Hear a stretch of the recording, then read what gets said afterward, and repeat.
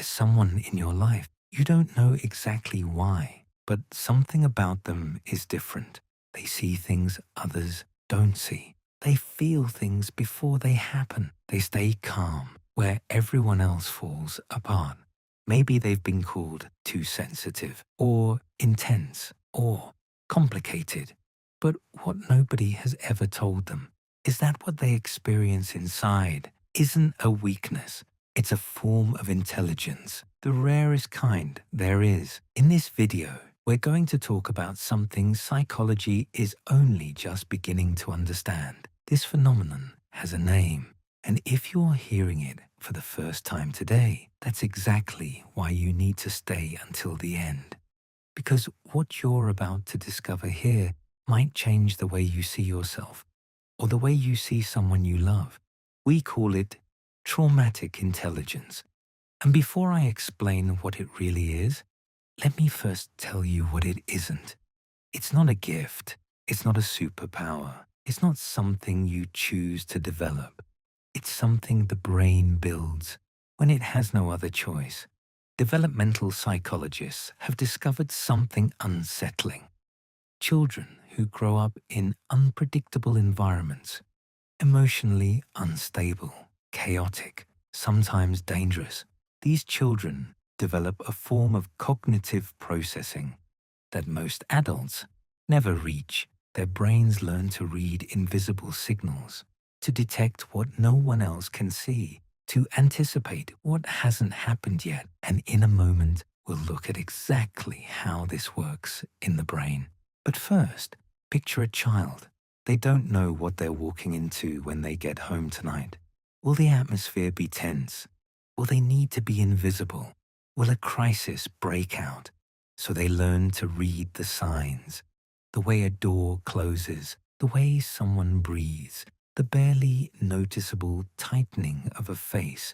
Their brain, and more specifically, their amygdala, rewires itself, not by choice, out of necessity. And years later, that child, now an adult, carries something extraordinary inside them, something they may not fully understand yet. So let's look at what that looks like together, sign by sign. The first sign, you walk into a room, and within seconds, you've already taken everything in, not consciously. It happens before you even have time to think. The tension between two people in the corner, someone's smile that's just slightly forced, the silence that lasts 1 second too long.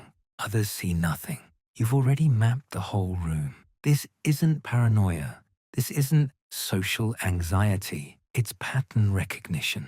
Your brain was trained from childhood to scan the emotional environment because at one point, that scanning kept you safe.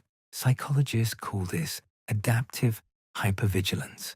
And what's fascinating is that this constant vigilance, which can sometimes be exhausting, also gives you an edge very few people have. You detect danger before it arrives. You read signals before the words are even spoken. You see what's coming while others only understand it after the fact. But that's only the first sign. And what comes next is even stranger, because there's another dimension of this intelligence that almost nobody talks about.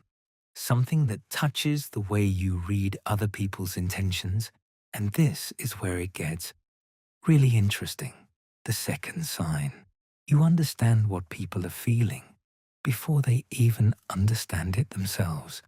Someone tells you they're fine. Their tone, their posture, their eyes say something else, and you know it. This isn't mystical intuition. It's a capacity neuroscientists call hyper-developed empathy. It's forged in environments where it was critical to track the emotional state of the people around you, to anticipate, to prepare, to adapt. Most people learn to read words. You learn to read what's behind the words, hidden intentions, anger disguised as coldness, fear disguised as aggression, sadness disguised as silence. And there's something else on top of that, because this emotional reading goes even further than people realize. The third sign, when everything around you collapses, you stay standing. Not because you don't feel anything, you feel everything, but you've learned not to show it. Under pressure, something inside you goes quiet on the outside and lights up on the inside. You become strategic, calm, operational. Researchers call this stress inoculation. Your brain was exposed so early, so often, to high-intensity situations that it developed a tolerance and even a capacity for pressure. Where others panic, you assess, you prioritize, you act. What others experience as a state of emergency, your nervous system recognizes as normal. Pretty remarkable, right? And yet, this isn't even the strangest ability, because there's something your brain does constantly, without you even realizing it. Something that even the most intelligent people around you don't do. Let's talk about that right now. The fourth sign. Your brain never truly rests. It analyzes, it anticipates, it replays scenarios. It searches for meaning behind behaviors. You think back to a conversation from 3 days ago, not because you're obsessive, because your brain is trying to figure out why the other person said that, what it reveals, what it signals. This is called cognitive over-adaptation. Your mind trained itself to model other people, to build internal maps of their behavior, so it could predict, so it would never be caught off guard again. What others call overthinking is actually a form of behavioral prediction. You are literally ahead of the emotional arc of any given situation. And now, let's talk about the ability that connects to your very survival. The fifth sign. In critical moments, you make decisions at a speed that catches everyone off guard. Not impulsive decisions, precise ones, because your brain, since childhood, had to learn to choose fast and to choose right in conditions where getting it wrong cost you. This is what's called a sharpened survival instinct, a form of rapid, near-automatic decision-making under stress, where others hesitate. Frozen by uncertainty, you act without even being able to explain how you knew what to do. And yet, there's still another dimension of this intelligence, one that nobody sees, but that everyone feels when they're around you. The sixth sign. You remember things others forgot a long time ago. Not facts, impressions, atmospheres, tiny details that, at the time, passed right through you. The way someone looked at you, the slight hesitation in a voice, the small tension in a room. Your emotional memory is almost painfully precise, and there's a very specific reason for that. Your amygdala, the brain structure that manages emotions, was activated so often, so intensely, that it became hyper-efficient. It etches emotional details with a sharpness others simply don't experience. This memory can sometimes weigh on you, but it also gives you something unique, the ability to notice nuances that others don't even register. And now, the final sign, perhaps the most complex one. The seventh sign. You constantly scan your environment to feel safe, to avoid being caught off guard, to keep some control over what can be controlled. Some people call this the need for control, but let's look at it differently.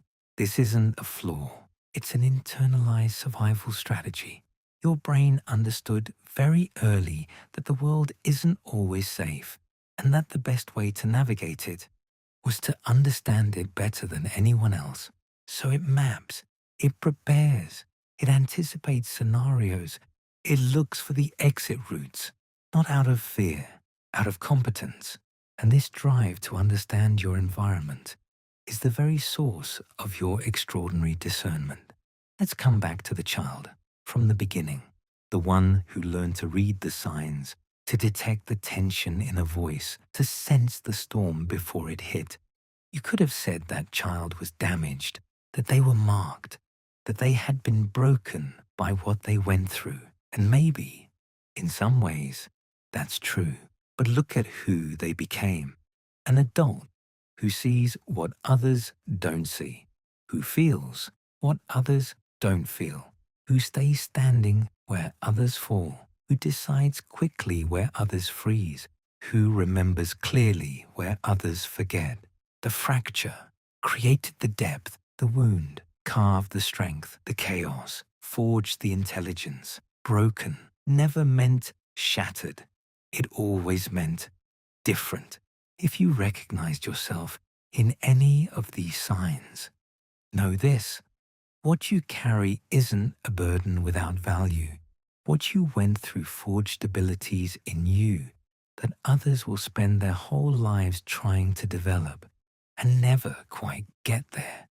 Your sensitivity isn't an anomaly. It's an architecture. And that architecture, built through adversity, may be the most precious thing you have. So if you've been through something, if someone told you that you were too sensitive, too intense, too complicated, hold on to this. Your brain wasn't damaged by what you lived through. It was sculpted. And what you carry inside you isn't a scar to hide. It's a map very few people have. Use it.